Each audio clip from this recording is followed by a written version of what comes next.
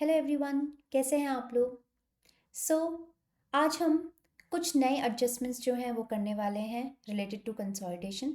इसके प्रीवियस जितने भी लेक्चर्स थे कंसोलिडेशन के, उसमें मैंने मोस्ट ऑफ दी एडजस्टमेंट्स जो हैं वो ऑलरेडी कवर कर दिए हैं। अब सिर्फ दो एडजस्टमेंट्स हैं जिस पे हमें काम करना है। एक है बोनस इशू और दूसरा है डिविडेंड। ओके, तो फटाफट रैप अप करते हैं और उसके बाद फिर हम आ जाएंगे हमारे फुल लेंथ क्वेश्चन पे। ओके, सो अब हमारा नेक्स्ट जो एडजस्टमेंट है, that adjustment is bonus adjustment.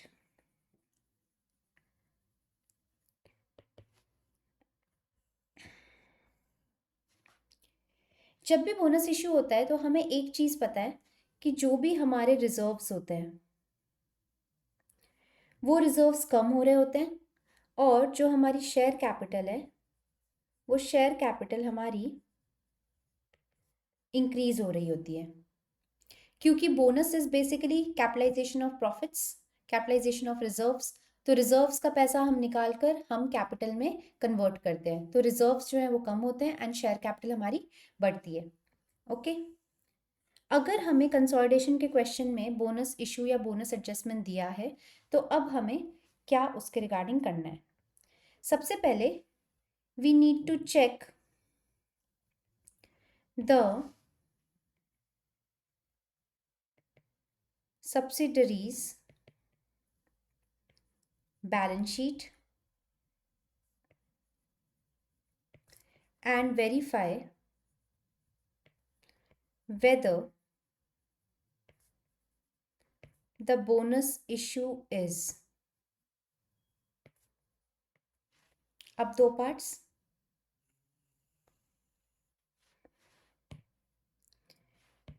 पहला, ऑलरेडी एडजस्टेड।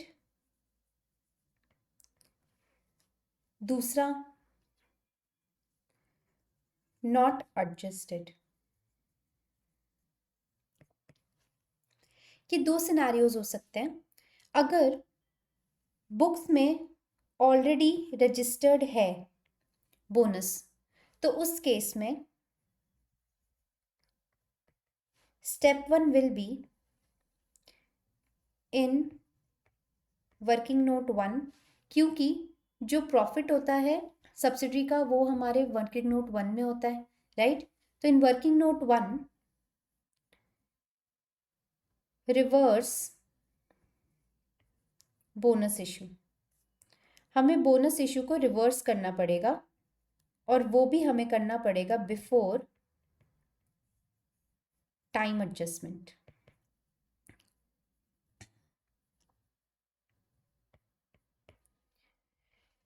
यहाँ पर जब हम रिवर्स की बात कर रहे हैं तो बेसिकली रिवर्स करने का मतलब क्या है, तो रिवर्स करने का मतलब है क्योंकि हमने रिजर्व्स को कम किया था और कैपिटल को बढ़ाया था, तो अब हमें जस्ट उल्टा करना पड़ेगा। हमें ऐड बैक करना पड़ेगा इन जनरल रिजर्व पोस्ट वाला एंड डिडक्ट फ्रॉम इक्विटी, और ये भी post. Okay, then once this is done, next step जो होता है वो होता है टाइम एडजस्टमेंट अप्लाई करना।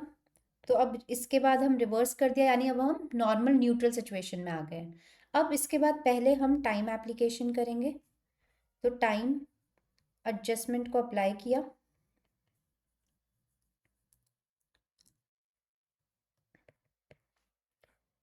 नेक्स्ट स्टेप, अब इसके बाद हम करेंगे हमारा actual treatment, correct treatment. Okay, यानी वापस से इनकॉर्पोरेट करेंगे रिजर्व्स में डिडक्शन और इक्विटी में एक एनहांसमेंट। ओके, सो इसके लिए we will deduct from pre profits. जो प्री प्रॉफिट्स हैं उसमें से रिड्यूस करेंगे, बट इफ नॉट सफिशिएंट, अगर प्री प्रॉफिट्स जो हैं वो सफिशिएंट नहीं है इन केस, तो उस केस में रिमेनिंग जो अमाउंट है, यानी कि जो डिफरेंस या शॉर्टेज अमाउंट लग रहा है, उसको हम डिडक्ट करेंगे from post profits. But first priority जो है वो प्री प्रॉफिट्स की ही है। Next step 4। अब स्टेप 4 में हम बेसिकली इक्विटी को बढ़ाएंगे, तो we will add the amount of bonus issue to pre वाला इक्विटी। यहाँ पर बोनस के केस में हम ये अज्यूम करते हैं हमेशा कि जो बोनस है it is always paid out of pre acquisition profits and pre acquisition reserves. इस वजह से हमें क्या करना होता है, हमें अगर पोस्ट में कोई एडजस्टमेंट ऑलरेडी कर लिया गया है उसको पहले न्यूट्रलाइज करना होता है, यानी रिवर्स करना होता है। रिवर्स करने के बाद फिर टाइम एडजस्टमेंट अप्लाई कर उसके बाद फिर हम प्री प्रॉफिट्स में से और प्री इक्विटी में एक्चुअल उसका एडजस्टमेंट या ट्रीटमेंट जो है वो इनकॉर्पोरेट करते हैं। ओके, ये हमने पढ़ा जब बोनस इशू सब्सिडरी के बैलेंस शीट में ऑलरेडी एडजस्ट हो चुका है। ओके, बट ऐसा भी हो सकता है कि आपको क्वेश्चन में दिया हो कि बोनस इशू किया गया है बट सब्सिडरी ने अभी तक उसको एडजस्ट नहीं किया है, अपने बैलेंस शीट में इंक्लूड नहीं किया है। तो अब उस केस में अगर नहीं किया है, यानी कोई भी उन्होंने एक्चुअल स्टेप तो लिया हुआ नहीं है, कोई इनकॉर्पोरेशन किया नहीं है, यानी ये जो स्टेप 1 होगा, अब इस केस में ये स्टेप अप्लाई करने की ज़रूरत ही नहीं पड़ेगी क्योंकि ऑलरेडी बुक्स न्यूट्रलाइज्ड ही हैं, राइट।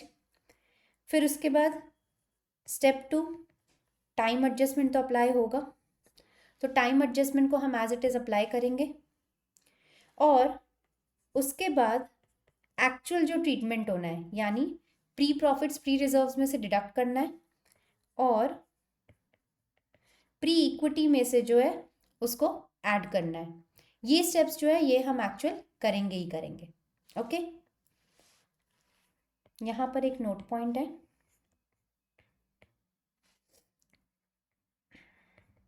जो कि अभी जस्ट मैंने आपको थोड़ी देर पहले बताया है, that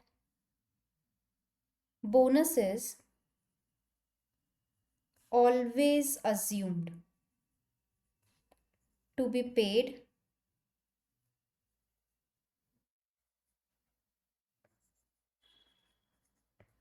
out of the pre-acquisition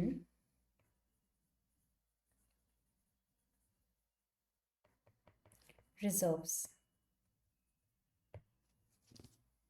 okay, I hope bonus adjustment जो है वो आपको क्लियर है। ये सारे स्टेप्स जो है हमने यहाँ पर लिख लिए हैं। नेक्स्ट स्टेप जो है treatment, that is for dividend adjustment. So next adjustment हम ले लेते हैं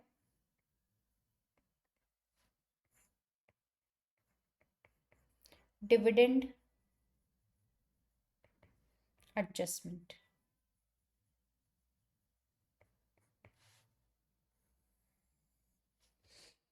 ओके, यहाँ पर जो हम डिविडेंड की बात कर रहे हैं, that dividend is basically dividend paid by the subsidiary company.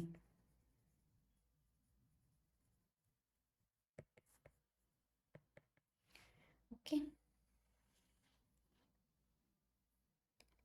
Now सबसे पहले हम बात करते हैं in the books of subsidiary company.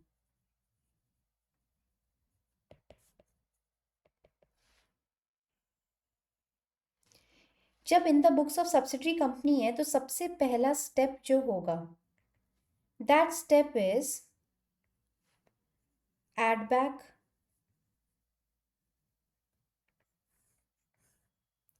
Dividend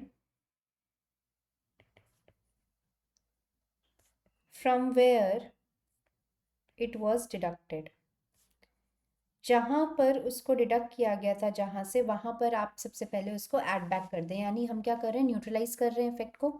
ठीक है, तो सब्सिडरी जो है वो अपने प्रॉफिट्स में से डिविडेंड देती है, और सब्सिडरी का प्रॉफिट होता है वर्किंग नोट 1 में।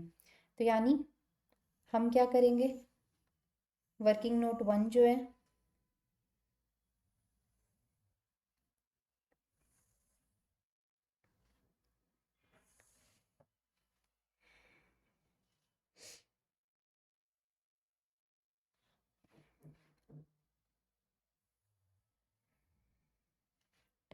ओके, ये है प्री,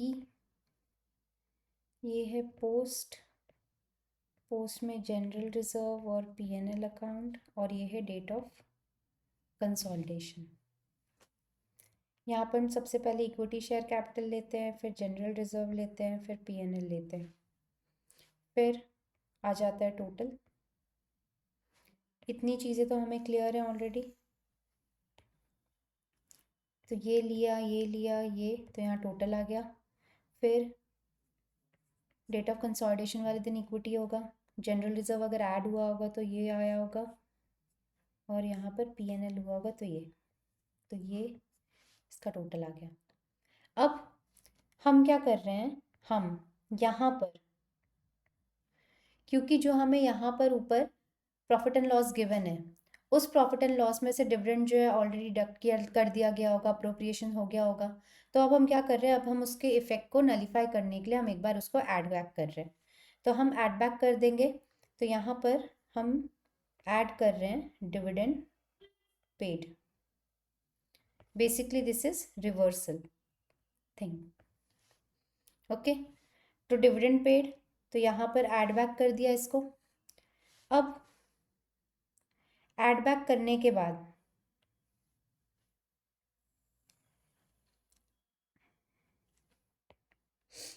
अमाउंट आया। अब यहाँ पर हम अप्लाई करेंगे टाइम एडजस्टमेंट।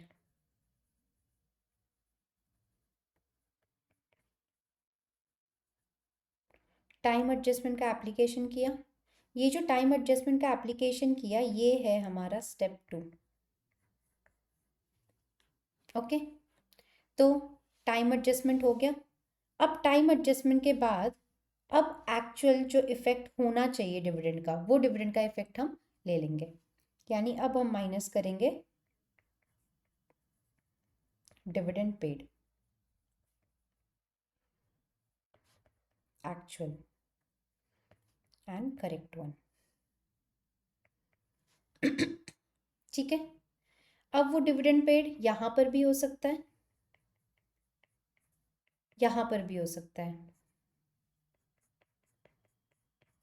मतलब प्री में से भी हो सकता है और पोस्ट में से भी हो सकता है। ओके, तो बेसिकली दिस इज स्टेप 3। यानी इसमें हमने क्या किया, डिडक्ट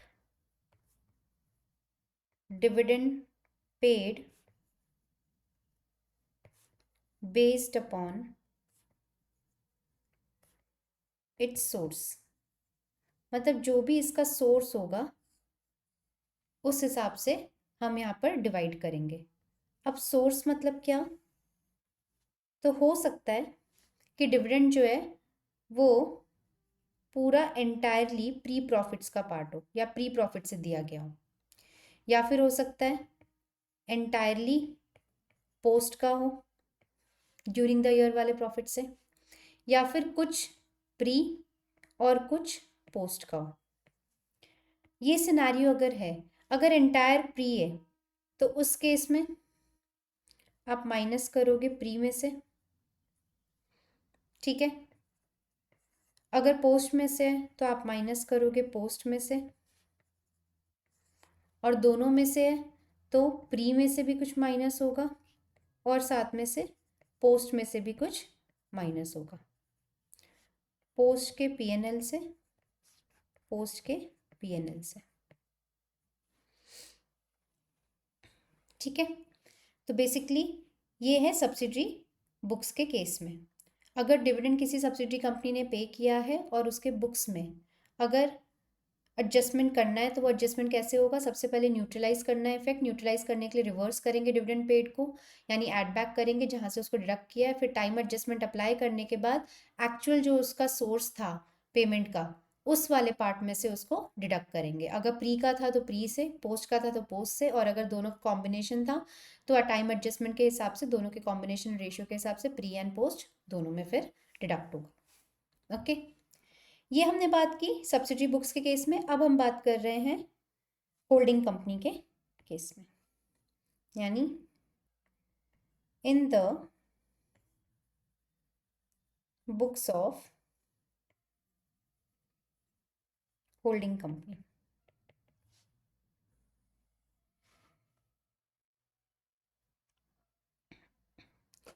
हम बात कर रहे हैं in the books of holding company की, लेकिन जो ट्रीटमेंट है वो डिविडेंड पेड बाय सब्सिडरी जो है उसी की बात हो रही है।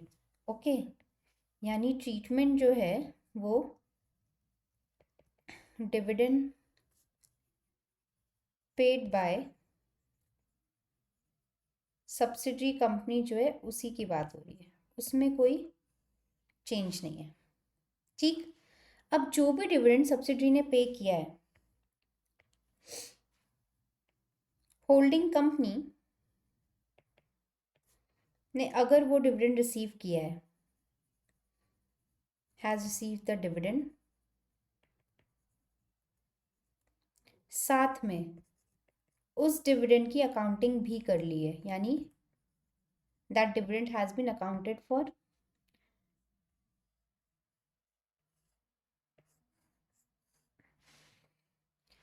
then in that case check the source of dividend। Source of dividend जो है वो चेक करना पड़ेगा। अब सोर्स ऑफ डिविडेंड जो है वो दो तरह से हो सकते हैं।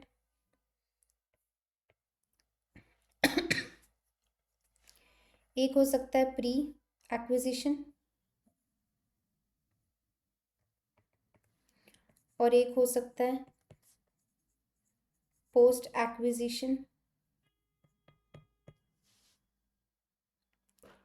ओके, प्री एक्विजिशन का अगर पार्ट है तो उस केस में अब कंपनी जो है, कंपनी दो तरह से ट्रीटमेंट कर सकती है।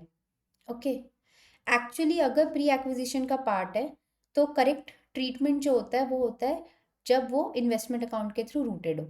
ओके, तो कंपनी जो है वो क्या कर सकती है, यानी holding company has credited to, या तो उसने क्रेडिट कर दिया इन्वेस्टमेंट में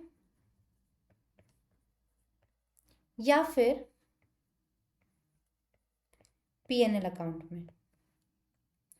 अब प्री एक्विजिशन का प्रॉफिट था, डिविडेंड था, तो उस केस में इन्वेस्टमेंट अकाउंट में करते तो वो करेक्ट ट्रीटमेंट होता, और अगर होल्डिंग कंपनी ने यही ट्रीटमेंट किया है, ठीक है, तो उस केस में so ignore and don't do anything. तब तो कुछ करने की ज़रूरत ही नहीं है ना, क्योंकि ट्रीटमेंट जो करना था वही ट्रीटमेंट किया है।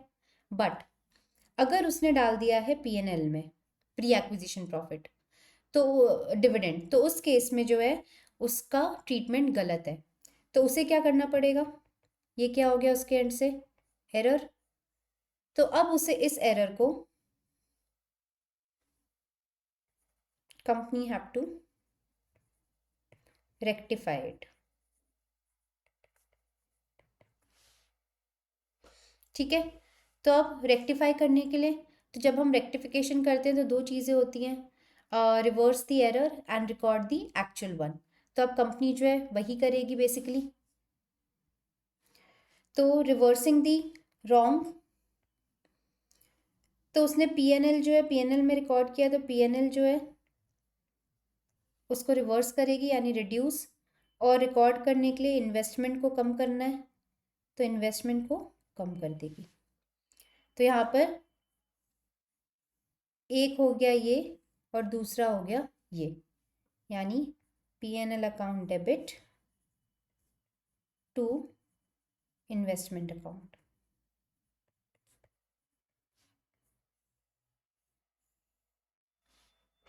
ओके, वहीं अब अगर पोस्ट एक्विजिशन की बात करें, तो पोस्ट एक्विजिशन के केस में भी होल्डिंग कंपनी जो है उसको अपने एंड पे अकाउंट फॉर करना होता है।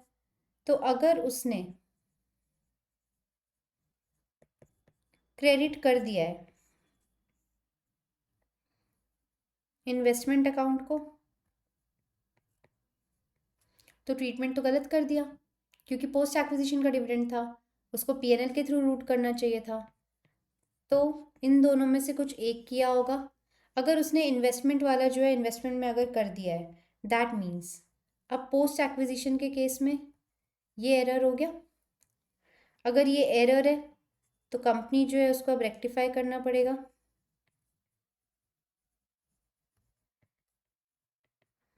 रेक्टिफाई इट, तो अब रेक्टिफाई करने के लिए कंपनी क्या करेगी, तो कंपनी बेसिकली इन्वेस्टमेंट को कम कर दिया तो इन्वेस्टमेंट को रिवर्स करेगी, यानी कि अब रिकॉर्ड करेगी और P&L को एक्चुअली बढ़ा देगी। ओके, तो ये दो ट्रीटमेंट यहाँ पर हुआ। तब यहाँ पर एंट्री क्या हो जाएगी, तो एंट्री हो जाएगी investment account debit to P&L account. लेकिन अगर उसने P&L में ही डाला है, तो P&L में अगर डाल दिया पोस्ट एक्विजिशन का डिविडेंड, दैट मीन्स उसने करेक्ट ट्रीटमेंट ऑलरेडी किया हुआ है। अगर करेक्ट ट्रीटमेंट किया हुआ है तो कुछ करने की ज़रूरत ही नहीं है, देन जस्ट इग्नोर एंड जाके आइसक्रीम खा कर आ जाओ, यानी डोंट डू एनीथिंग। ठीक, तो ये हो गया हमारा डिविडेंड का ट्रीटमेंट। यानी डिविडेंड अगर है क्वेश्चन में और डिविडेंड कौन सा वाला जो सब्सिडी ने पे किया है, तो उस केस में आप देखोगे कि सब्सिडी के बुक्स में क्या चीज़ होंगी और होल्डिंग के बुक्स में क्या होगी। अगर सब्सिडी के बुक्स में ऑलरेडी उसको एडजस्ट किया है तो आपको उसको पहले ऐड बैक करके न्यूट्रलाइज करना पड़ेगा। Once you have done that, उसके बाद फिर टाइम एडजस्टमेंट करो। टाइम एडजस्टमेंट के बाद फिर सोर्स चेक करो कि एक्चुअल जो है वो सोर्स क्या है, प्री है, पोस्ट है या दोनों है। तो वहाँ से फिर आप उसको एक्चुअल फिर डिडक्ट कर दो। और अगर होल्डिंग कंपनी की बात करें, तो होल्डिंग कंपनी में अगर होल्डिंग कंपनी ने रिसीव किया है डिविडेंड और साथ में रिकॉर्ड भी किया है, यानी अकाउंट फॉर किया है, then you have to check the source of dividend. अगर प्री एक्विजिशन डिविडेंड है तो उस केस में होल्डिंग कंपनी को इन्वेस्टमेंट के थ्रू करना चाहिए, बट अगर इन्वेस्टमेंट के थ्रू नहीं करके उसने P&L के थ्रू किया है, दैट मीन्स उसने एरर किया है। तो एरर को रेक्टिफाई करने के लिए आप जर्नल एंट्री पास करोगे। वो जर्नल एंट्री क्या हो जाएगी, वो जर्नल एंट्री होगी P&L account debit to investment account. But अगर पोस्ट एक्विजिशन डिविडेंड का केस है और होल्डिंग कंपनी ने P&L से रूट करने की जगह उसको इन्वेस्टमेंट के थ्रू रूट कर दिया है, तब उसने गलत ट्रीटमेंट किया है, एरर हो गया है। तो अब रेक्टिफाई करने के लिए क्या करेंगे, investment account debit to P&L account. Okay, so ये बेसिकली हमारे डिविडेंड की एंट्री हो गई। अब झटपट इसकी एक शॉर्ट समरी जो है उसको हम लिख लेते हैं। तो बेसिकली सबसे पहले कैलकुलेट करना है डिविडेंड पेड बाय सब्सिडरी। तो इसको कैलकुलेट करने के लिए आप सब्सिडरी का इक्विटी शेयर कैपिटल और डिविडेंड का परसेंटेज जो है उस पर मल्टीप्लाई करोगे, ये निकल के आ जाएगा। फिर उसके बाद वर्किंग नोट 1 पे जाना है। वर्किंग नोट 1 पे जाकर आपको करना है add back from the post P&L, और ये आपको करना है बिफोर टाइम एडजस्टमेंट। ओके, और फिर उसके बाद अप्लाई टाइम एडजस्टमेंट। जैसे आपने टाइम एडजस्टमेंट अप्लाई कर दिया, Next is deduct from actual source of dividend. जो एक्चुअल सोर्स ऑफ डिविडेंड था वहाँ से जाकर आपको उसको फिर डिडक्ट करना है। अब ये एक्चुअल सोर्स ऑफ डिविडेंड जो है वो प्री भी हो सकता है, पोस्ट भी हो सकता है, और प्री प्लस पोस्ट दोनों हो सकता है। ये आपको टाइम एडजस्टमेंट के थ्रू यूज़ करके फिर करना पड़ेगा। फिर ये तो हो गया आपके सब्सिडरी बुक्स का काम। अब आपको चेक करना है if holding company has taken correct treatment, यानी होल्डिंग कंपनी ने जो है करेक्ट ट्रीटमेंट किया है या नहीं किया है। ओके, अगर किया है, if yes, then just ignore and do nothing.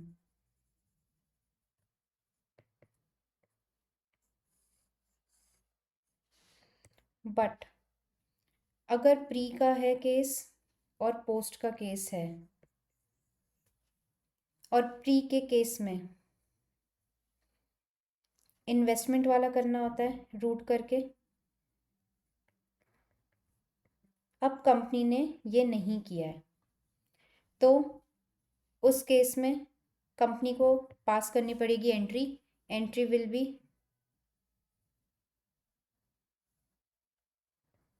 P&L to investment.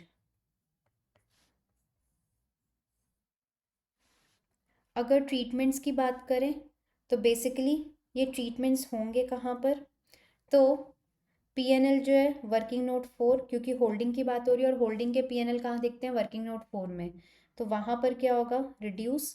और इन्वेस्टमेंट यानी कि working note 2, cost of investment या कॉस्ट ऑफ कंट्रोल जो होता है वहाँ पर भी लेस करेंगे। ओके, अगर पोस्ट की बात करें तो पोस्ट के केस में P&L के थ्रू रूटेड होना चाहिए। अब P&L के थ्रू अगर रूटेड नहीं है तो एरर है, तो अब एरर के लिए आप क्या करोगे, तो एरर के केस में फिर आपको एंट्री पास करनी होती है, that is investment debit to P&L। ठीक, तब इसका ट्रीटमेंट आप कैसे करोगे, तो इसके ट्रीटमेंट के लिए आप इन्वेस्टमेंट कहाँ पे दिख रहा है, वर्किंग नोट 2 में, वहाँ पे ऐड कर दोगे, और P&L दिख रहा है वर्किंग नोट 4 में, वहाँ पे आप ऐड कर दोगे। ये दोनों जो हो गया, ये हो गया आपका रेक्टिफिकेशन। ओके, अब इनके अलावा एक एस्पेक्ट और है, अभी हमने देखा इन द बुक्स ऑफ सब्सिडरी, यानी सब्सिडरी के पॉइंट ऑफ व्यू से, फिर होल्डिंग के का पॉइंट ऑफ व्यू से। एक एस्पेक्ट और है, वो भी हम यहाँ पर डिस्कस कर लेते हैं फटाफट। From the point of view of minority interest, अगर एमआई के पॉइंट ऑफ व्यू से देखें तो अब इसमें भी दो केसेस हो सकते हैं। एक हो सकता है डिविडेंड ऑलरेडी रिसीव्ड या फिर ऑलरेडी पेड, एमआई को अगर हो गया है तो, और दूसरा dividend is payable by subsidiary at year end, यानी डिविडेंड अभी पे हुआ नहीं है बट पेबल है। अगर ऑलरेडी पेड है तो उस केस में MI has already received the dividend, right. और अगर ऑलरेडी रिसीव कर लिया है तो जस्ट इग्नोर इट, कुछ करने की ज़रूरत है ही नहीं। बट अगर पेबल है तो उस केस में जो भी एमआई का शेयर होगा, तो एमआई का share of dividend shall be separately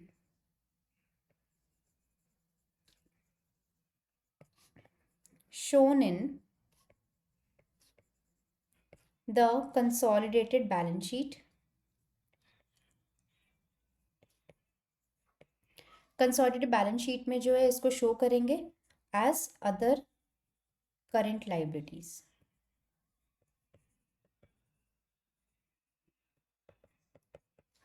okay, so basically ये था डिविडेंड का ट्रीटमेंट। हमने इस वीडियो में कवर किया है बोनस एडजस्टमेंट और साथ में डिविडेंड एडजस्टमेंट। ओके, अब डिविडेंड एडजस्टमेंट के साथ हमारे जितने भी एडजस्टमेंट्स हैं रिलेटेड टू या associated with consolidation of financial statements वो हमारे ख़त्म हो गए हैं। अब वी आर एलिजिबल, अब हम उस पोजीशन पे हैं कि हम अब क्वेश्चंस जो हैं वो देख सकते हैं और ये सारे एडजस्टमेंट को अप्लाई करना भी सीख सकते हैं। तो अब नेक्स्ट वीडियो में हम पिक करेंगे क्वेश्चंस और उसके थ्रू सारे एडजस्टमेंट का एप्लीकेशन देखेंगे और साथ में देखेंगे कि कैसे प्रेजेंटेशन हमें करना है और टाइम मैनेजमेंट पे ध्यान देना है। ओके, तब तक आप जितने भी लेक्चर्स हैं उसको एक बार गो थ्रू कर लें, सब ब्रश अप कर लें, सारे एडजस्टमेंट्स को, सारी नोटिंग्स आप कर लें और जब हम क्वेश्चन सॉल्व करेंगे तो आपके लिए चीज़ें आसान हो जाएंगी रिलेट कर पाना और अप्लाई कर पाना।